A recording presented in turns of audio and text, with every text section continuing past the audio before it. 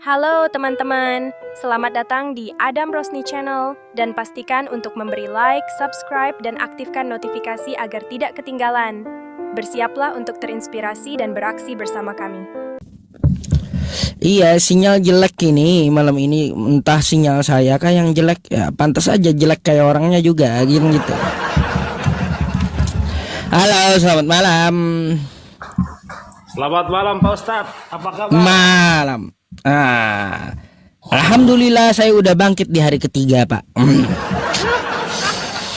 Iya, baru bangkit saya di hari ketiga ini.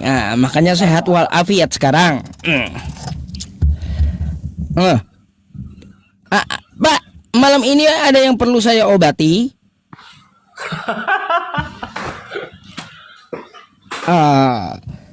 Gimana? Biar kelihatan Pak Ustadz, biar nggak dikata abu-abu kita Pak. Iya betul. Gimana Pak Betul. Ustadz, sehat? Sekali lagi sehat, Iya, Pak? iya, alhamdulillah baru bangkit di hari ketiga. Setelah tiga hari sakit, saya bangkit di hari ketiganya, langsung sehat di hari ketiga gitu. Gua ketawa dia. Itu fakta ya teman-teman, fakta gitu, bukan mengada-ngada. Yakin Pak Ustadz bangkit di hari ketiga? Iya, bangkit itu di hari ketiga. Maaf kemarin itu Pak Ustadz ya, waktu saya bukan yang cabut karena HP-nya Pak habis baterai Pak. Iya, nggak apa-apa, yang lalu jadi bahan pelajaran aja. Nah, yang dihadap ini apa nih yang mau kita diskusikan nih? Yang kita diskusikan sekarang dimulai dari Pak Ustadz sajalah supaya sejuk. Dimulai dari saya. Waduh. Menurut Anda ya, tadi kan saya ngomong sama Mikana tuh ya. Menurut Anda ya, masuk akalkah Tuhan kalah dengan ciptaannya? Masuk akalkah Tuhan kalah dengan ciptanya? Tidak. Tidak, waras ya teman-teman. Jadi kalaunya ada Tuhan yang kalah dengan ciptaannya gimana tuh? Itu bukan Tuhan, Tuhan. Oh, bukan Tuhan. Saya mau tanya dulu, Yesus Tuhan atau bukan? Bagi orang Kristen itu Tuhan, utusan Sang Bapa. Bagi Anda? Bagi saya juga, Pak Ustadz. Jangan orang Kristen aja ente tumbalin.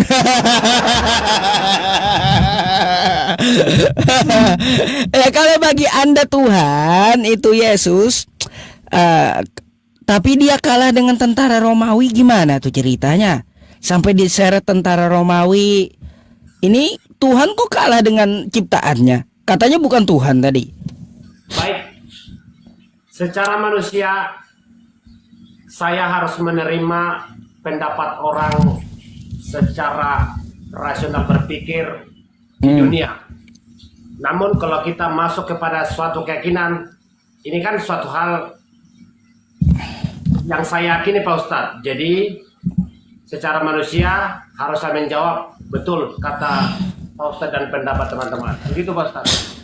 Oh betul ya, kalaunya bukan Tuhan ya, dia kan memang manusia yang mengakui Yesus itu Tuhan adalah penyesat.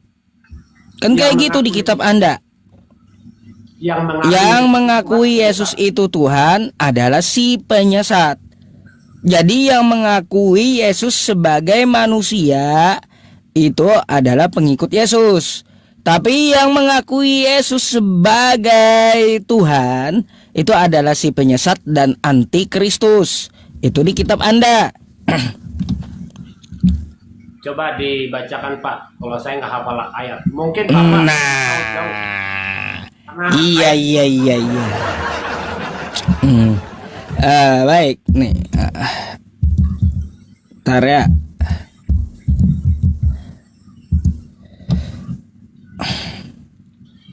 Nih, kita buka ya. Baik Pak, baik Pak Ustadz. 2 Yohanes 1 nomor 7. Sebab banyak penyesat telah muncul dan pergi ke seluruh dunia, oke? Yang tidak mengaku bahwa Yesus Kristus telah datang sebagai manusia, itu adalah si penyesat dan anti Kristus. Jadi Anda ngakui nggak Yesus itu cuma manusia, bukan Tuhan? Tuh. Karena kalau Anda akui dia Tuhan, itulah si penyesat dan anti Kristus, kata kitab Anda.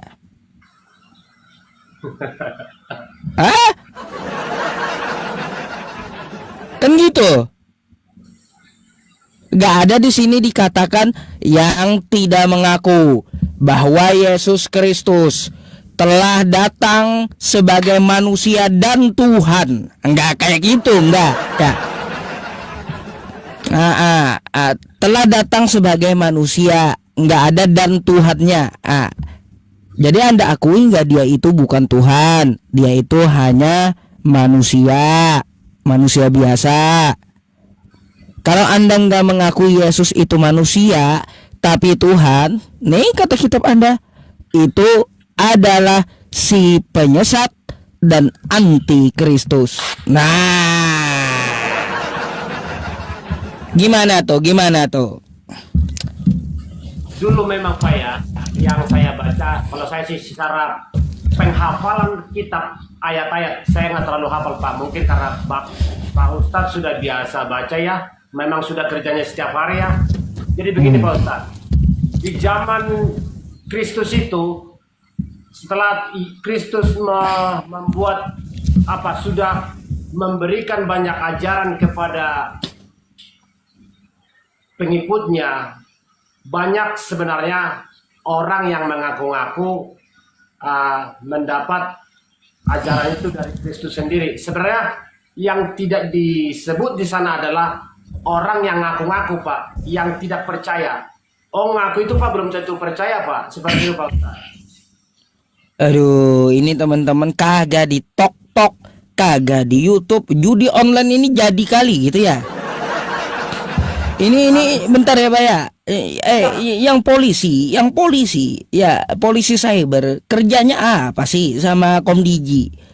Ini judul banyak kali kagak di TikTok, di YouTube juga. Gimana sih, nggak bisa kah judul ini diberantas gitu? Heran saya. Gak cocok lah. Judul kalian itu kalau mau ya ke konten joget-joget ya. Nggak usah ke konten saya yang dakwah, nggak perlu. Iya, di TikTok juga ada. Oke, lanjut Pak. Tadi di situ Pak Kiko ya, Pak Haryanto, di situ nggak ada seperti yang Anda ucapkan tadi. Tertulisnya yang tidak mengakui bahwa Yesus Kristus adalah manusia, itu adalah si penyesat dan anti Kristus. Cuma kayak gitu. Yesus itu manusia Pak. Betul, bukan Tuhan kan? Harus saya berpendapat di sini supaya begini ya. Kalau ada orang Kristen mengatakan Yesus itu bukan manusia, ya saya tidak menjudge, tapi harus dipahami secara mendalam dan banyak belajar dan banyak membaca, begitu Pak. Jangan asal-asal jawab, kalau enggak nanti akan menyesatkan menyesatkan orang banyak seperti itu Pak. Banyaklah membaca dan belajar, begitu Pak. Iya, makanya saya bacakan gitu biar saya nggak dianggap bohong. Kira-kira Pak Haryanto, Anda ada pertanyaan Kak tentang Islam gitu? Karena kan Anda banyak nanya juga sebelumnya.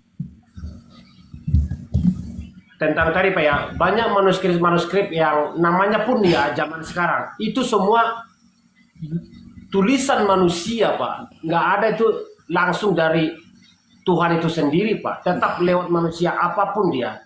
Tidak ada lewat anime, nggak ada Pak. Pasti lewat manusia. Kalaupun ada yang salah tulis, salah tafsiran manusia tidak sempurna, berarti sebenarnya bukan mewakili dari seluruh pemikiran Pak. Begitu Pak Ustadz. Tapi kali ini saya bertanya Pak ya. Oh, silakan. Apa kemarin ya? Lupa pertanyaannya. Macam mana sama pertanyaannya lupa. Pak Ustadz itu terlalu sejuk akhirnya lupa. Aduh. Orang seperti Anda sebenarnya saya lebih banyak bercandanya Pak, daripada serius ya. Karena Anda orang yang enggak ngeyelan, orang yang baik gitu, orang yang pintar dalam menanggapi. Terima kasih. Silakan kalau ada pertanyaan silakan ditanyakan.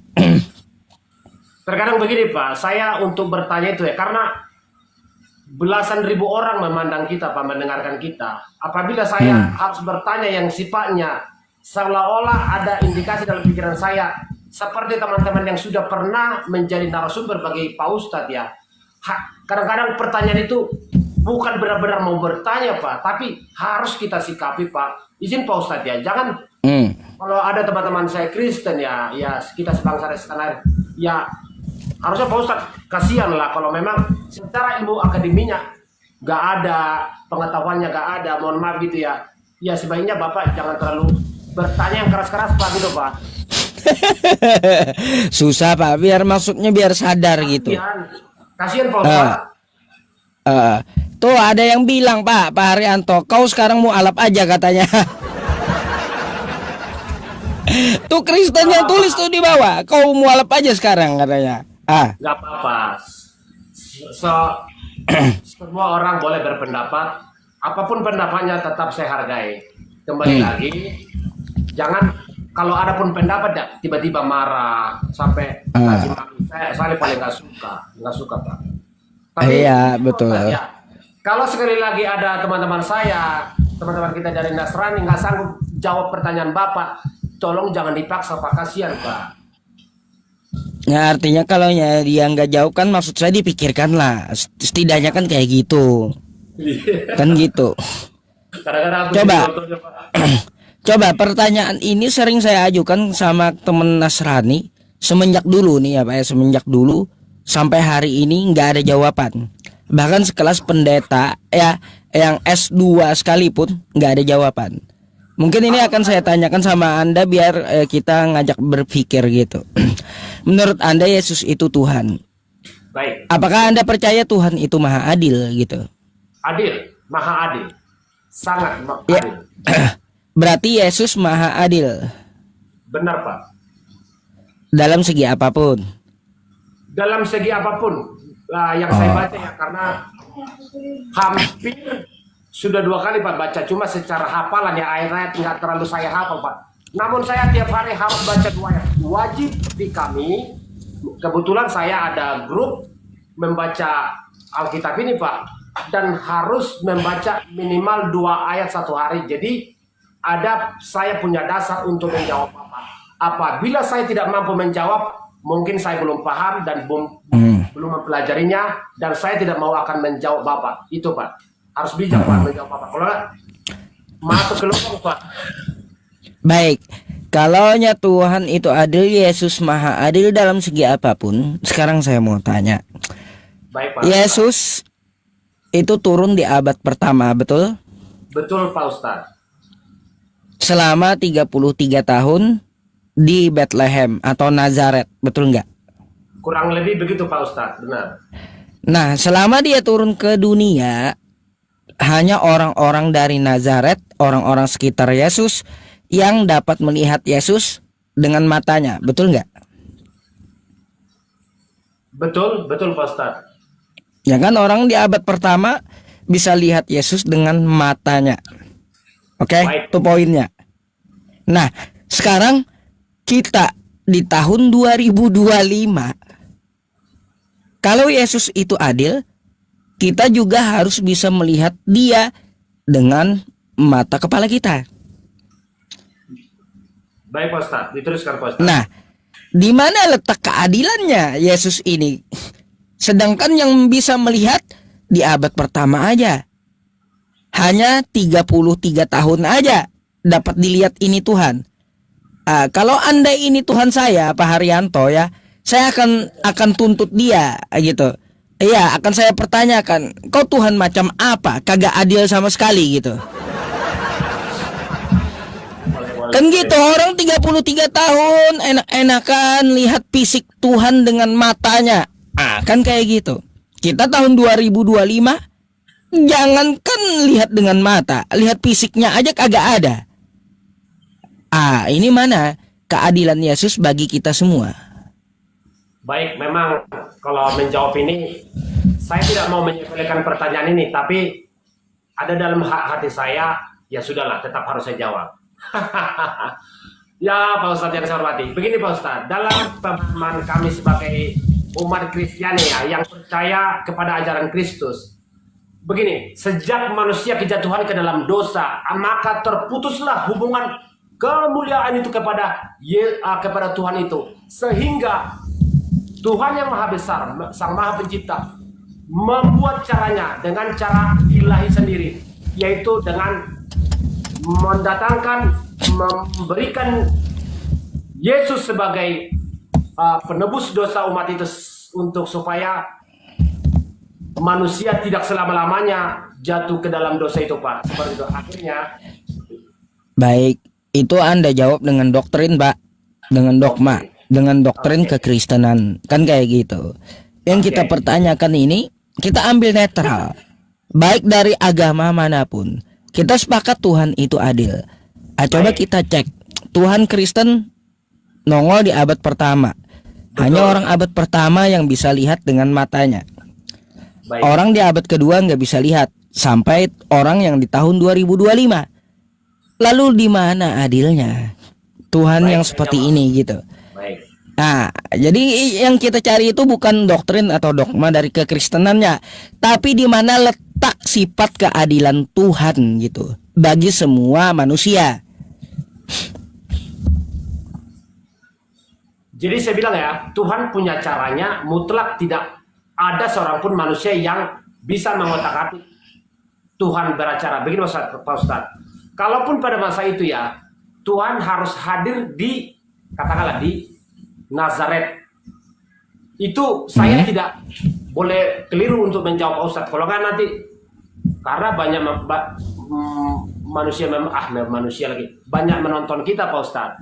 Jadi kalau dibilang apakah manusia sanggup berpandangan dengan Tuhan, tidak ada satupun di dunia ini orang yang langsung ya sama Musa aja nggak langsung.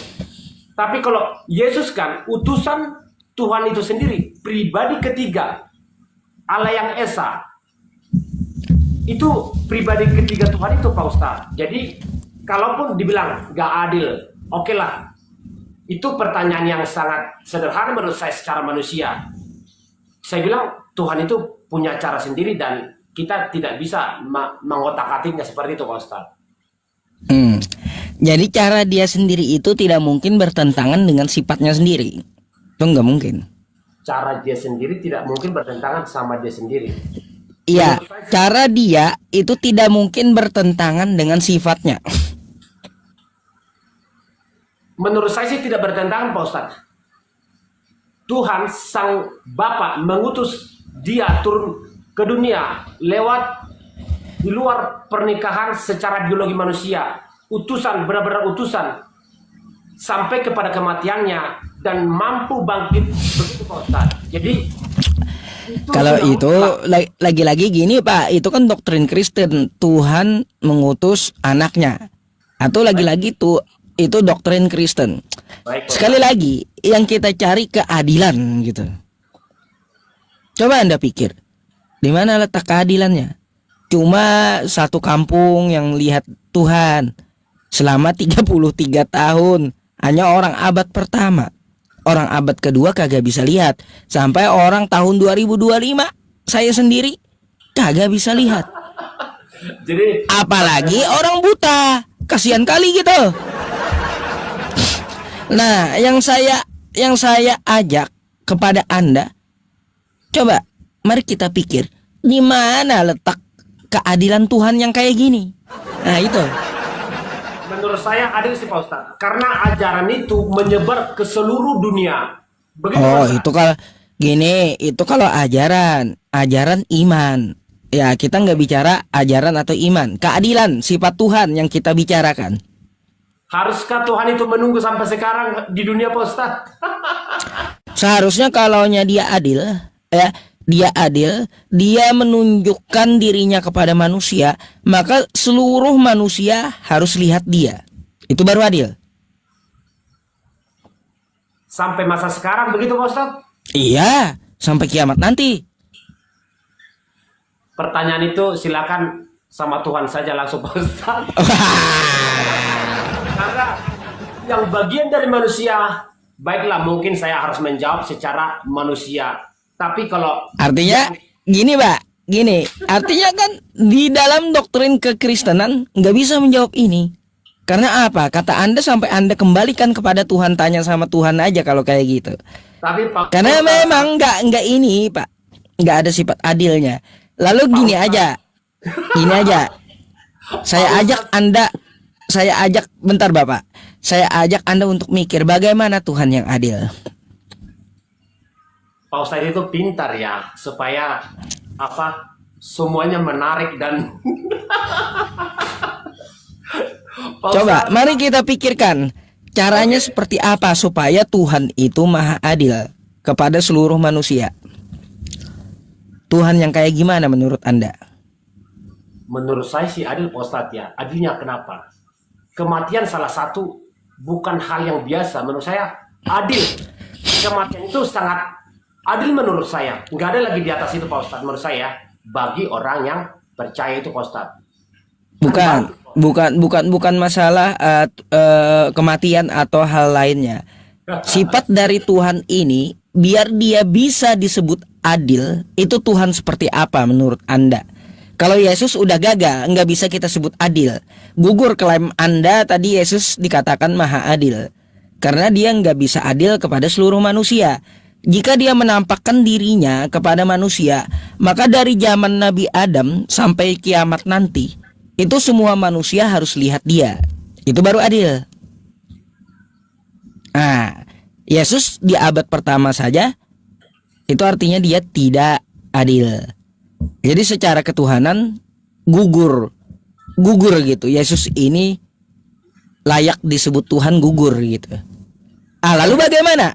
Tuhan yang adil menurut Anda seperti apa? Saya harus menjawab dalam apa ya? Dalam perspektif apa ya Pak Ustadz ya? Karena kalau saya Sifat Tuhan dalam Kristen menurut Anda yang adil kayak gimana?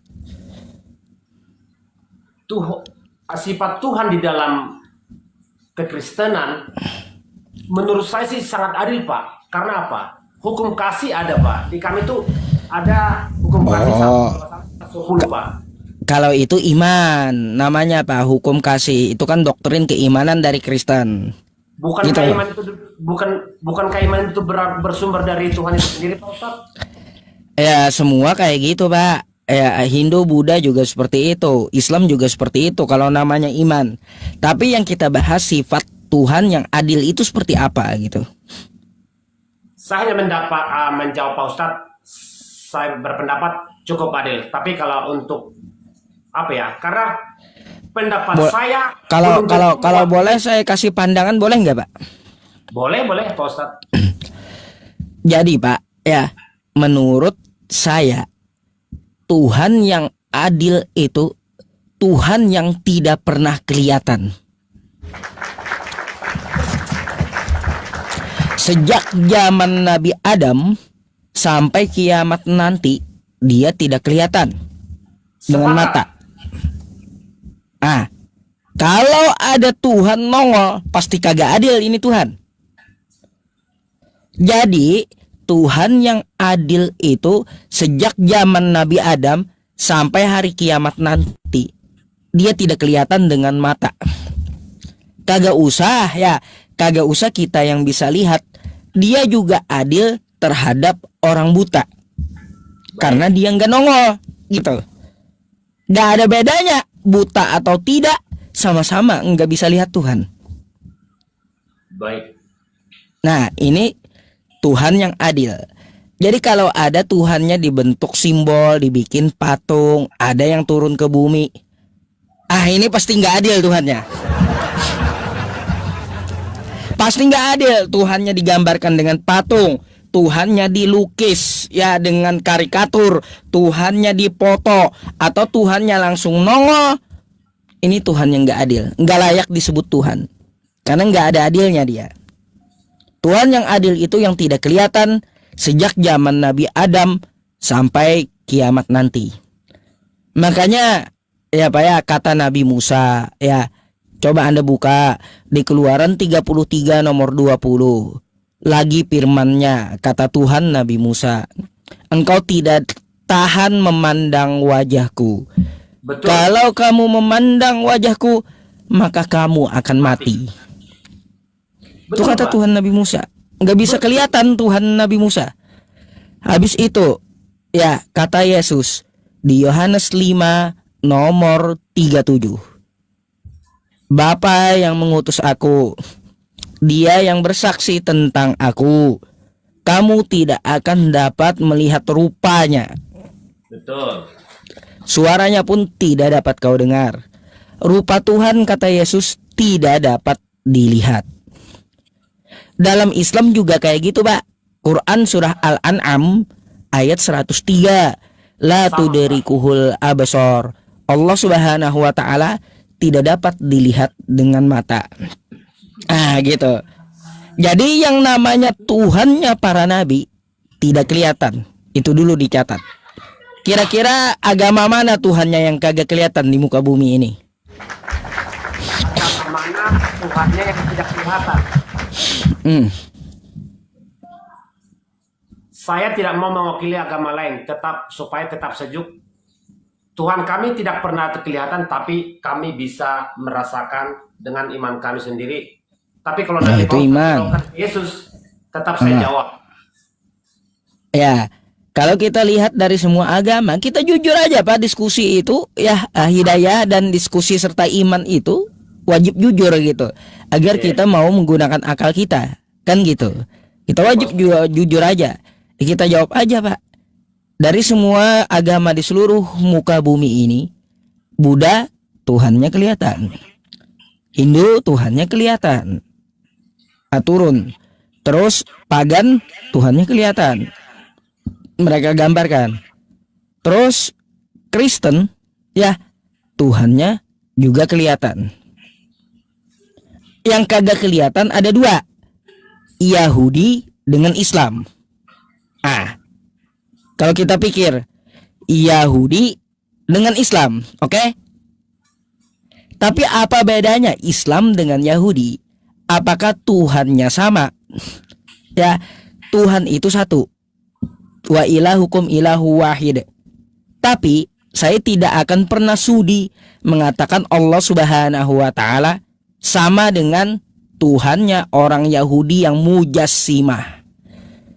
Mujassimah apa, Pak? Mujassimah itu menyamakan Tuhan dengan makhluk. Oh. Dia bilang Tuhan berjalan-jalan di kota, enggak. Kan ada tuh di kitab Yahudi Tuhan berjalan-jalan di kota. Enggak kayak gitu. Allah enggak perlu jalan-jalan di kota. Saya enggak sudi mengatakan Allah Subhanahu wa taala sama kayak Tuhan mereka jalan-jalan di kota. Kalau mereka mau menyamakan dengan Tuhan saya, silakan. Itu urusan orang Yahudi. Tetapi kalau saya punya ayat Pak. Apa ayatnya? Walam yakullahu kufuwan ahad. Tidak ada yang setara dengan Allah Subhanahu wa taala. Gitu. Jadi satu-satunya yang konsisten Tuhannya bukan mujassimah adalah Tuhannya umat Islam. Gitu.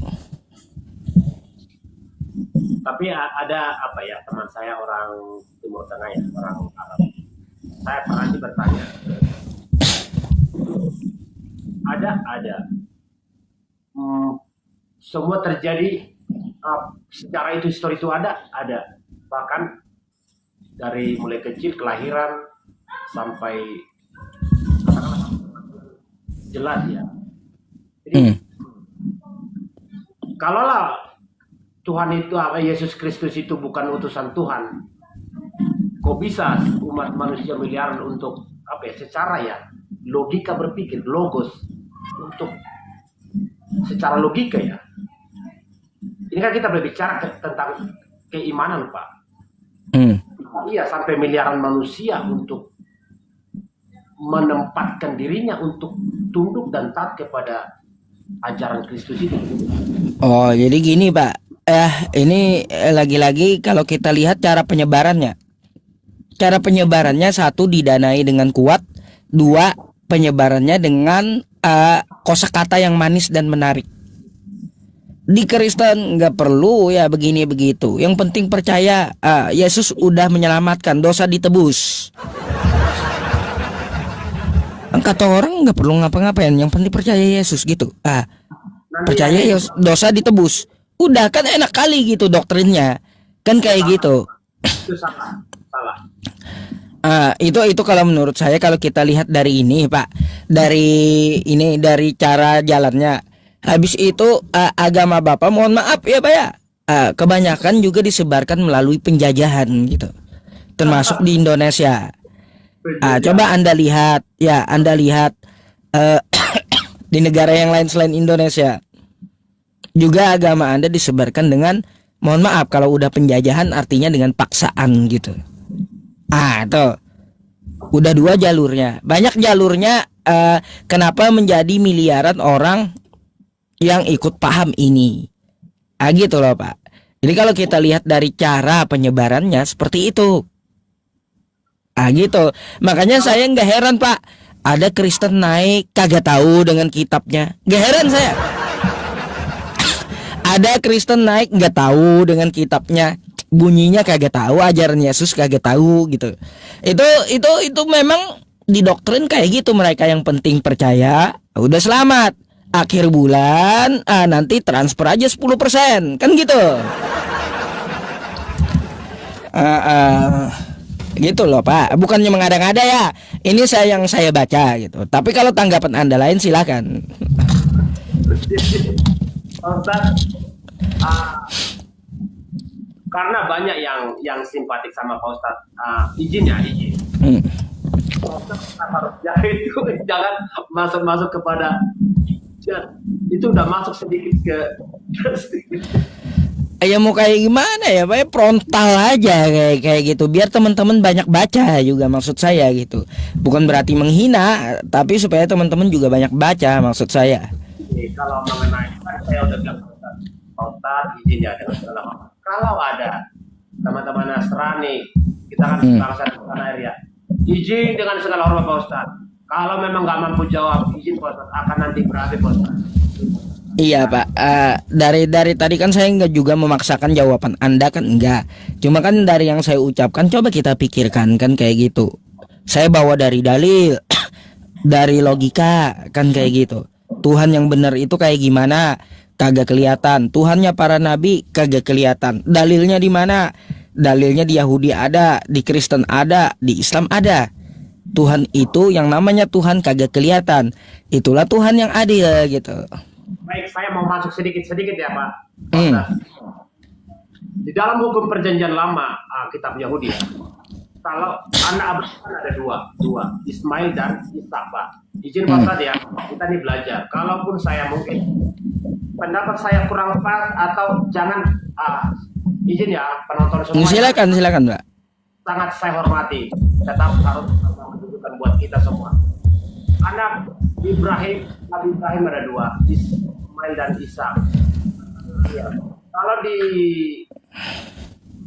di perjanjian lama, kitab Taurat Yahudi, bahwa yang mendapat kemuliaan bagi ilahi adalah Ishak. Tapi kalau menurut teman-teman yang tetap banyak menyebut kalau yang dapat kemuliaan itu adalah Ismail sendiri juga.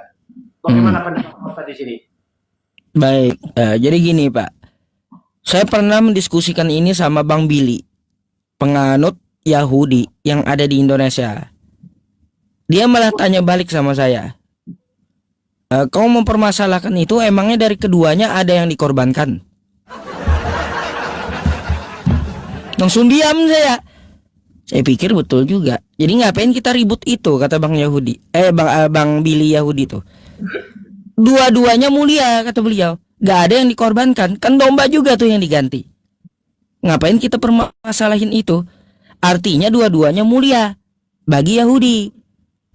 Bagi kita ya Pak ya, bagi kita Nabi Ismail mulia, Nabi Ishak pun juga mulia. Am kuntum syuhada idza hadara yaqubal maut idz qala li banihi ma ta'buduna min ba'di qalu na'budu ilahaka wa ilaha abaika Ibrahim, Ismail, Ishak ilaha wahida wa nahnu lahu muslimun. Dua-duanya mulia gitu.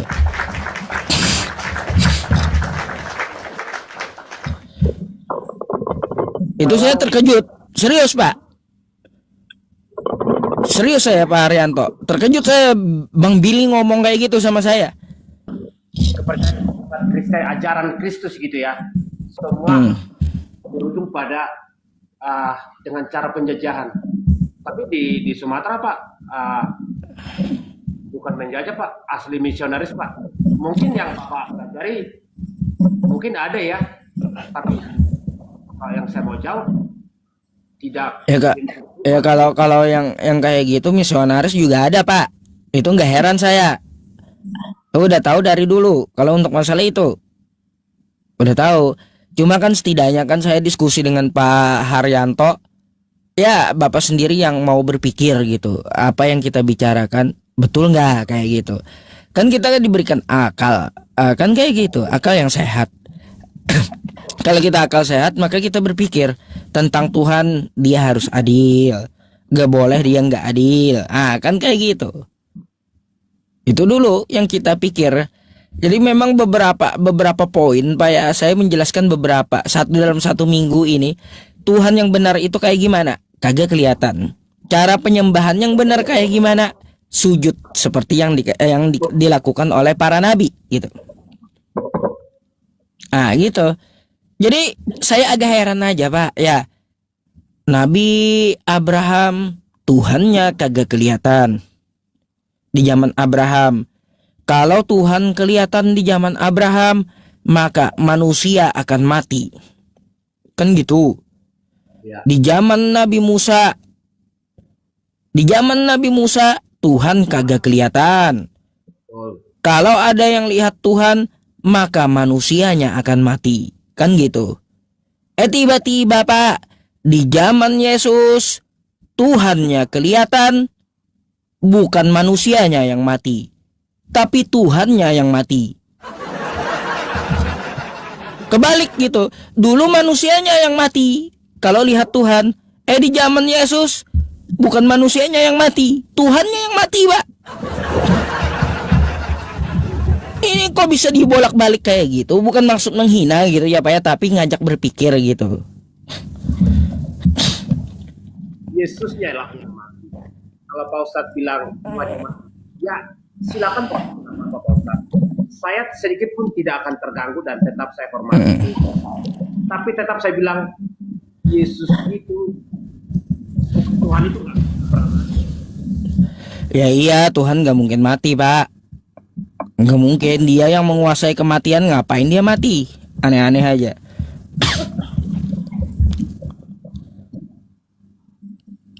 Kan gitu ya. Kira-kira ada nggak yang Anda pertanyakan tentang Islam? Apapun tentang Islam buat mengedukasi juga teman-teman Kristen dan Islam yang di bawah gitu. Terus mungkin ada unek-unek tentang Islam yang Anda perlu pertanyakan. Nggak perlu takut Pak, nggak perlu takut. Saya jamin nggak akan ada yang geruduk Anda. Itu nggak mungkin. Perihal takut itu kalau salah Pak. Iya, kalau kita bertanya itu bukan salah gitu. Disinilah yang harus dijaga. Kadang orang nggak paham tapi dipaksakan untuk bertanya dan akhirnya pertanyaannya pun nggak terjawab, dia pun nggak bertanggung jawab. Tapi saya ada di sini tidak mau seperti itu Pak. Kira-kira sebenarnya banyak mau ditanya.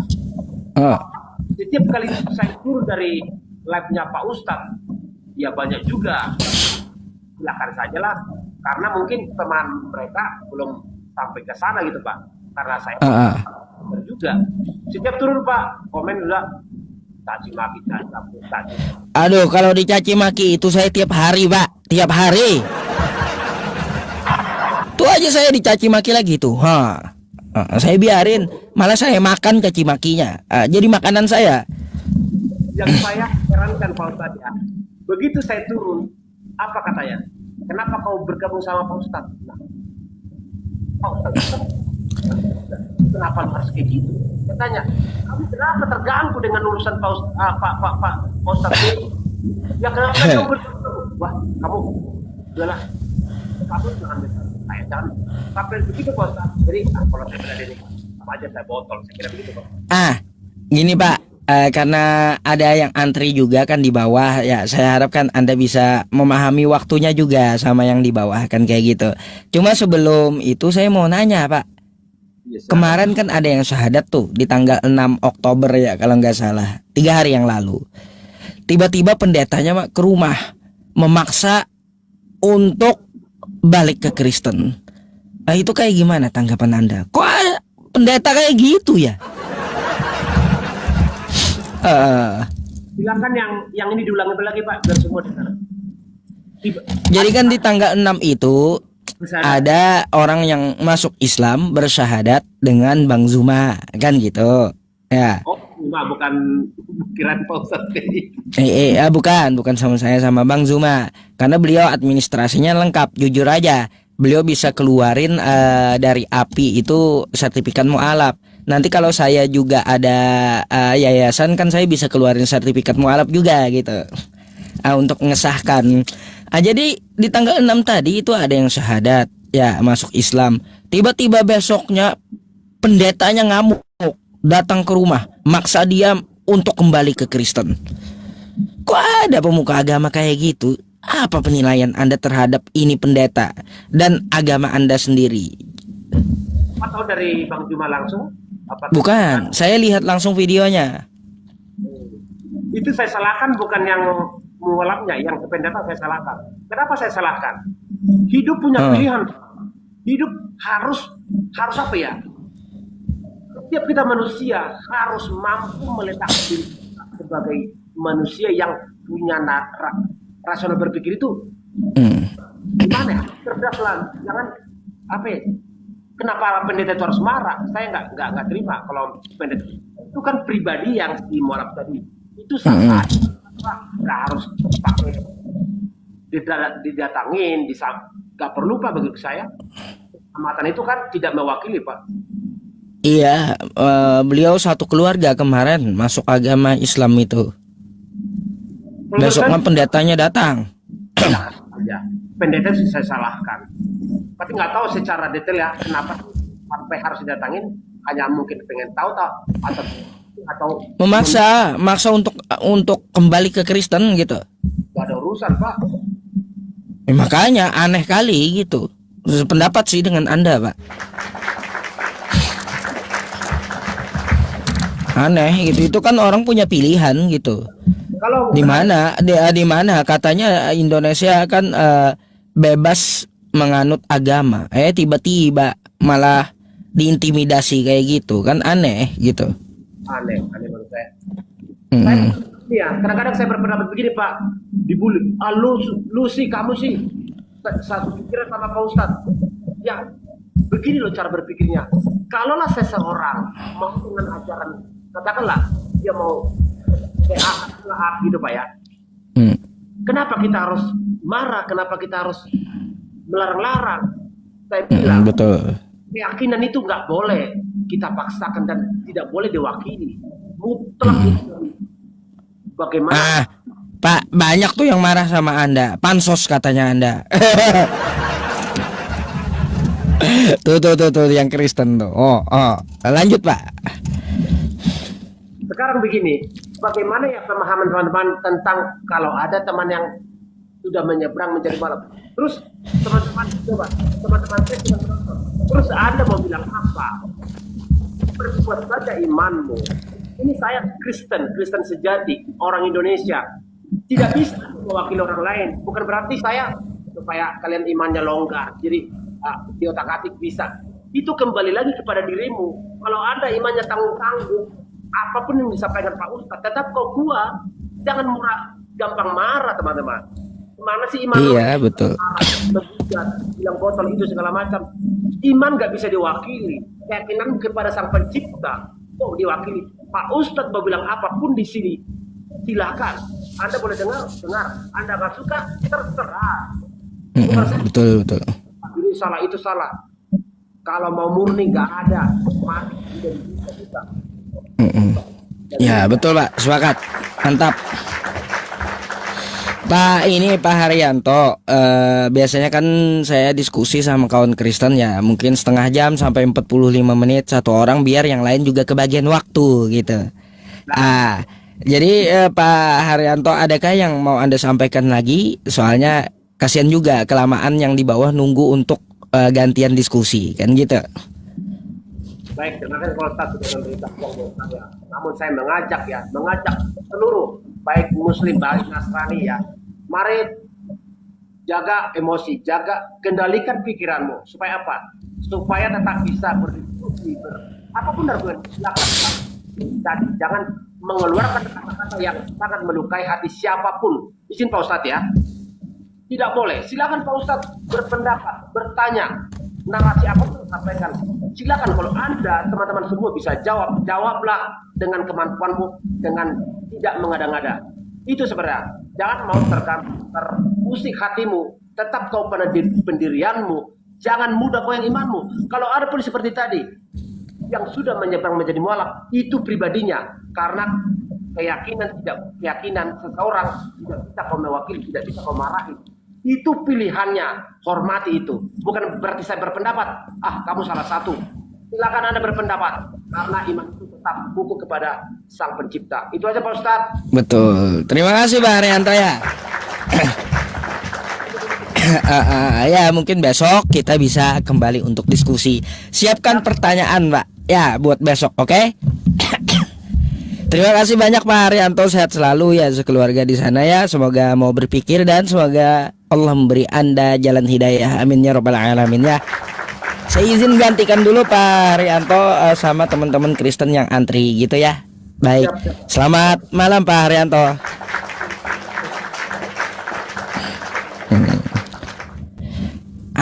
Gitu ya teman-teman. Beliau datang dengan adab, dengan baik, tanya baik, orangnya baik. Padahal Kristen. Saya turunin dengan adab. Kayak gitu, ngomong dengan adab. Kan kayak gitu. Kalau dia datang memakai adab. Tapi kalau datangnya biadab, bahaya. Saya pun bisa lebih kenceng gitu kayak Mikana tadi ya. Kayak gitu ya teman-teman. Beda gitu cara pendeta Yusuf PI menghadapi kawan-kawan Kristen untuk ngajarin Kristen ya.